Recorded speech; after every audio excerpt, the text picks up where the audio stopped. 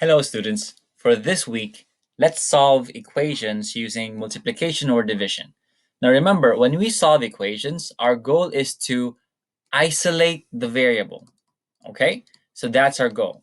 Now, when we isolate the variable, we also need to consider some rules, and these would be the two properties of equality, the multiplication property of equality and the division property of equality. It means that whatever you do on one side, you do on the other. For example, 3 is equal to 3. So 3 is equal to 3. If you multiply 3 by 5, you also need to multiply the other side of the equation by 5. So both sides of the equation would remain equal.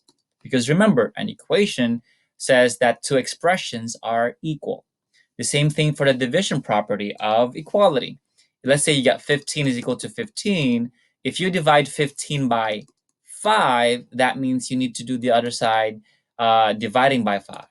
Now, both sides of the equation will get 3 is equal to 3. So the two expressions remain equal. Now, for 7th grade, there's one thing to remember.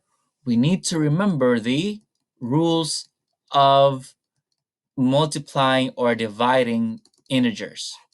Now, what are the rules? The rules are same signs equal to a positive answer. Different signs is equal to what? Yep, you're right. Is equal to a negative answer. It means that if you multiply or divide both positive, your answer is a positive. If you multiply or divide two negatives, your answer is a positive. And same goes for the other uh, rule, different signs. If you multiply or divide by different signs, that will give you a negative answer. Positive divided by or multiplied to a negative would give you a negative answer. Do not forget that. So there are three ways to solve equations using multiplication or division. So let's start with the first method. The first way is using multiplication. Now remember, our goal is to isolate the variable when we solve equations.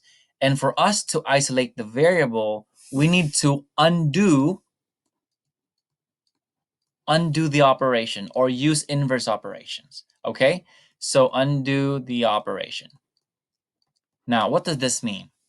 Now, let's start with the first example. Number 1, we have c over negative 12 is equal to 5. As you can see, our goal is to isolate the variable, so that means we keep c by itself. But what do you notice about this problem? Yep, it is a division problem because of the because of the fraction bar. If you see this fraction bar or a division symbol, it means it's a division problem. So we need to undo division by multiplying. So what do we multiply? When you see this, you need to multiply by its what is negative 12 in the fraction? Yes, denominator. Okay? So you have to multiply by its denominator on the variable side. Don't forget that. So our denominator is negative 12. So we need to multiply by negative 12. Now, whatever you do on one side, you do on the other. And always remember the rules too. Now, why did I include a negative 12? Because I want my variable to be a positive. Now, why did it become a c? Now, this c is the same thing as saying 1c. They're the same. Now, negative 12 uh, multiplied to c over negative 12 gives you just 1c. Why does it work?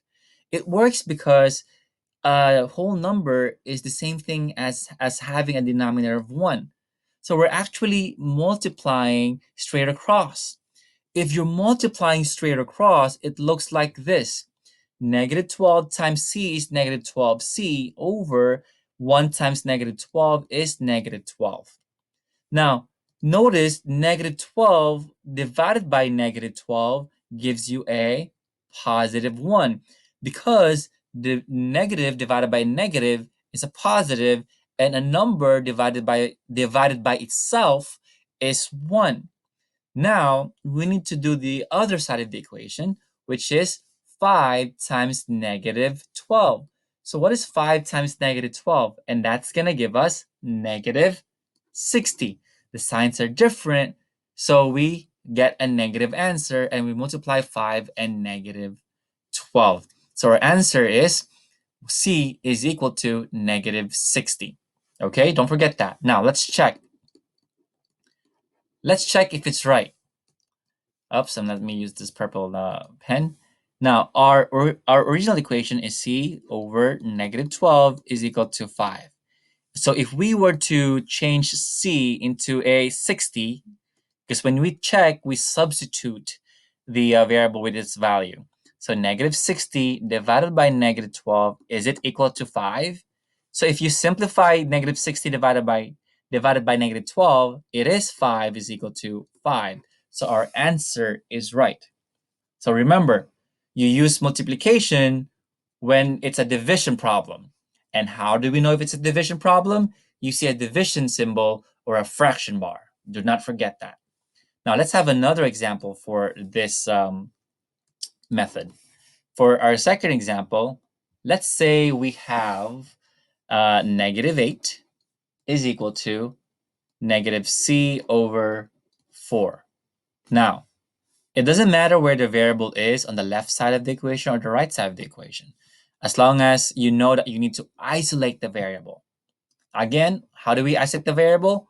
We do its inverse operation. Since we see a division sign, a division bar, so we multiply by its denominator, which is 4. So we multiply by, is it positive 4 or negative 4? Yes, negative 4, because we want to make sure that the variable is a positive. So a negative times a negative is a positive. Whatever you do on one side, you do on the other side. Now, this simplifies to just positive c, because that's a 1, just like in our example number 1. Now, negative 4 times negative 8 is a positive 32. So our answer is c is equal to 32. Or you can rewrite it as c is equal to 32 if you want to. Now, let's check. So to check, we rewrite the original equation.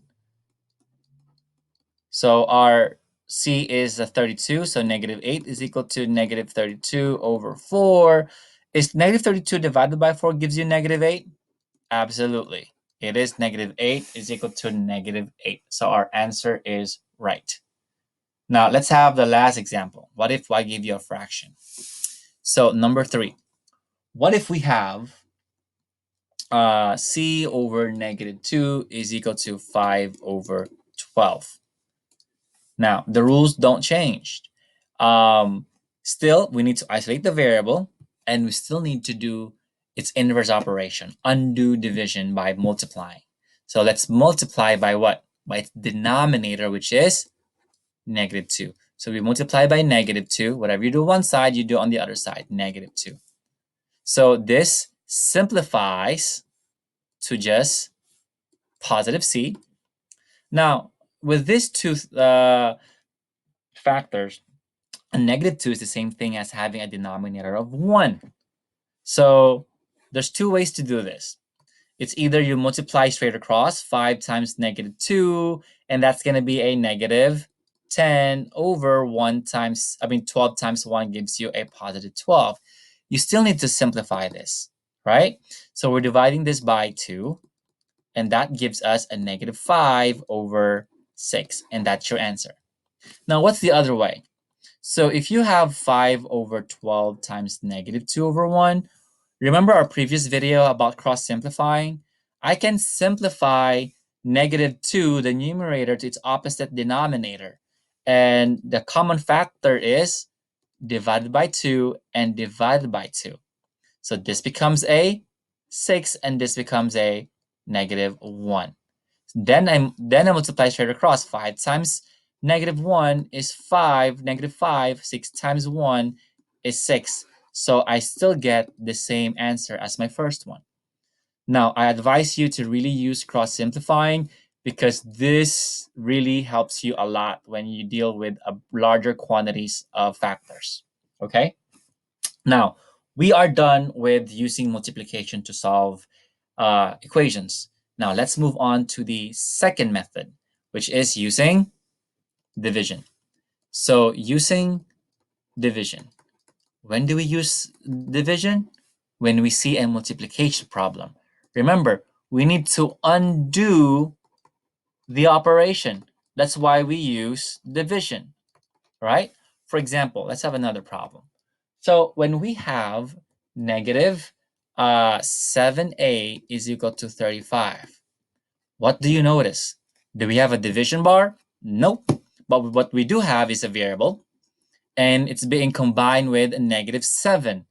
Now remember, if you see a number and a variable or a letter combined, it means it's being multiplied. It's a product of negative 7 and a. This means it is negative 7 times a. Okay, they're the same. Now, since it's multiplication, what do we need to do? We need to undo multiplication by dividing by its, what do you call negative 7? It starts with letter C, coefficient. Okay? So coefficient is the numerical value or the number attached to that letter, the variable. So don't forget that. So negative 7a is equal to 35. So we need to divide by its coefficient. So when we divide, I'm going to use a fraction bar or division bar. So we divide by negative 7. Whatever I do on one side, I do on the other side. Now, negative 7 divided by negative 7 gives me a positive 1a, or 1a or just a would be the same thing. Okay, 35 divided by negative 7 will give you a negative 5 because the signs are different, so it's a negative. So our answer is a is equal to negative 5, the same thing. Now let's check. When we check, you write the original equation, negative 7a is equal to 35. Now, what is a again? What's the value of a? A is negative 5. So we will substitute a with its value. Negative 7 times negative 5. Will that give you 35? Absolutely. Because a negative times a negative, this same sign will give you a positive answer. So 35 is equal to 35. Make sure you review your rules of integers. Very helpful. Now let's do number 2. Number 2. What if we have, let's say, negative 1.8 m is equal to negative 25.2. Even if it's a decimal, the rules don't change. Okay? We still need to undo multiplication. Now, how do we do it? By dividing by its coefficient. And this is the coefficient. The coefficient is the negative 1.8. So divide this by itself, by its coefficient, negative 1.8. Whatever you do on one side, you do on the other. So that's a 1. So m is equal to, what's negative 25 divided 0.2 divided by negative 1.8? We know both are negatives, so that means my answer is a positive. Now 25.2 divided by 1.8 is 14. Very good. Now when you check, you should get the same answer. Negative 1.8 m is equal to negative 25.2. Again, substitute the value. Excuse me, 0.2. Substitute the value of m, which is 14. So that's going to be negative 1.8, and m would be 14 is equal to negative 25.2. If you simplify this two, would that give you negative 25.2? Yep. So negative times a positive is a negative. 25.2 is equal to negative 25.2. And your answer is absolutely correct. Last example, let's do a fraction one. So what if we have number 3 is 2b is equal to negative 4/5. Now, if it's a fraction, same rule applies. We need to isolate the variable by dividing by its coefficient. And our coefficient is 2. So we're going to divide by the whole number 2. Whatever you do on one side, you do on the other side. Now, 2 divided by 2 gives you 1, or so what's left is b, so 1b, equal to. Now, how do we do this? Now, you can rewrite this to make it easier for you to see as I rewrite the division problem as -4/5 and using the division symbol and 2/1. Because remember, 2, a whole number 2 is the same thing as having a denominator of 1. Now, do you remember when we do division of fractions? Yep, we multiply by its reciprocal. In other words, we keep, change, and do its flip. Multiply the number by its reciprocal. So now this becomes a -4/5 times 1/2. Now, do you remember what I said about cross-simplifying? So there's two ways to do this. If you don't want to do cross-simplifying, I would advise you that you do so. If not, then you have a long process to do if it involves larger numbers. So when you multiply straight across, you get -4/10. You still need to simplify this. This changed to a -2/5. How? I divided this by 2.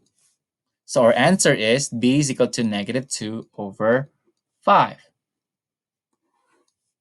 Now, what if we change this into what if we use cross-simplifying? So that would mean our -4 and 2, what common factor would that be? And what common factor can we divide 4 and 2? That's going to be a 2. So we can divide this by -2. So -4 times -2 would gives you a -2. 2 divided by 2 gives you a 1. So -2 times 1 is a -2. And then 5 times 1 is a 5. So it's -2/5. Easy, right? When you check, you'll still get the same answer. And this is how it works. Let's do the check at the bottom. So look at 2b is equal to -4/5. Now, what is the value of b? The value of b is -2/5. So let's check this out. Now, if I do that, 2/1 times -2/5, would that equal to -4/5? Yep, 2 times -2 is -4, and 1 times 5 is 5, so -4/5 is equal to -4/5. So our answer is right. All right, last method. Stay with me. So the last method would be to use reciprocal. Now remember what reciprocal is? It means to flip the fraction, right? To flip it. So reciprocal is when two numbers multiplied will get your product of 1. Now, that's on the technical side.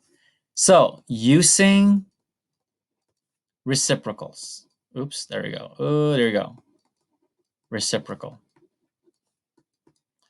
Now, when we use reciprocal, pardon the handwriting, I tried my best. Here we go. When you use reciprocal, that means you flip the coefficient, okay? Now, I'll show you what I mean.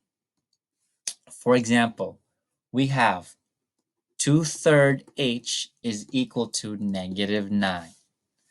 Our goal stays the same. Our goal is to isolate h. So we need to isolate h, keep h by itself.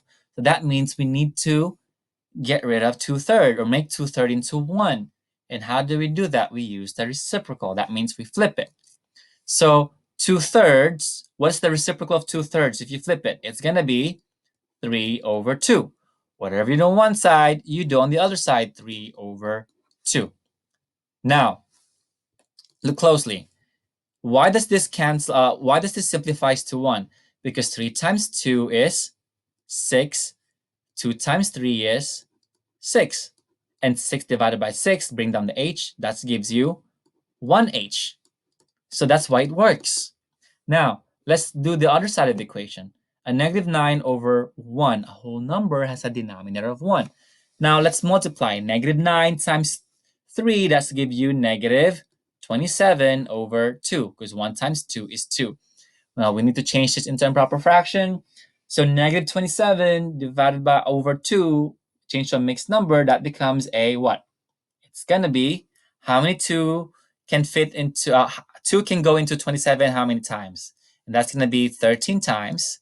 And the denominator stays the same. What's the leftover? And that's going to be 1. Because 2 times 13 is 26. Add 1 to get 27. And don't forget the sign. The sign is a negative, so our answer is a negative. So our answer is h is equal to negative 13 and 1/2. Now there's another method to do this, but we'll just stick with the reciprocal. Okay? Now let's do a second problem. So what number 2? Let's say I have negative 4 over 7y is equal to 12. Remember, we need to use the reciprocal and we need to isolate the variable. So when you have this, you can multiply by absolutely negative 7 over 4. You flip the coefficient. So negative 7 over 4. Whatever you know on one side, you do on the other side. Now 12 has a denominator of 1. So this simplifies to just 1y, right? Because it all equals to 1. It's 28 over 28. 7 times 4 is 28. 4 times 7 is 28. 28 divided by 28 is 1, or just y. So 1y. Now let's do this. It's either you multiply straight across, which gives you like 84 over 4. Okay, let's just do that. So 12 times negative 7 gives you a negative 84 over 1 times 4 is 4. Now, if you divide that, what's negative 84 divided by 4? That gives you negative 21. Now, the other side is if you did the cross simplifying, which is much faster, you're gonna have, what is the common factor that you can divide to 12 and 4? And you say it's gonna be 4. So 12 divided by 4 is 3, and 4 divided by 4 is 1. Then you can say 7 times negative, 3 times negative 7 is negative 21. 1 times 1 is 1. So y is negative 21 over 1, or y is equal to negative 21. It's the same thing. See how easy that is? One last example, then we're done. So our last example would be negative 3/10 is equal to negative 9 over 40 g. So remember, our goal would stay the same, is to isolate g. Okay? Now, let's use the reciprocal. So the reciprocal of negative 9 over 40 would be negative 40 over 9. Now, if you say, but the negative is with the 9, the negative is with the fraction, with the coefficient 40 over 9. So if you want to put the negative in at the bottom, that would be the same thing. If you want to do that, it's fine. So whatever you do on one side, you do on the other side. Now, here's the thing. These would simplify to just g. On the other side of the equation, I'm going to use cross simplifying, make it easier for me, okay? And for you as well. So look at the numerator and its opposite denominator. What factor can you divide to 40 and 10? And that would be, what would be? 10. Exactly, you could divide by 10. So you say 10 divided by 10 is 1. 40 divided by 10 is 4. Now look at the other side. 3, negative 3, and negative 9. What factor can you divide into 3 and 9? And absolutely, you can divide by 3. So we're dividing by 3. Negative 3 divided by 3 is a negative 1. And negative 9 divided by 3 would give you a negative 3. Now we can multiply straight across. 4 times negative 1 is negative 4 over negative 3 times negative 1 is negative 3. Simplify. What do I mean when I say simplify? A negative divided by a negative would give you a positive 4 thirds, or change to a mixed number. Three goes to four how many times? One time, with one left over 3. So 1 1/3 or 4 thirds would be your answer for number 3.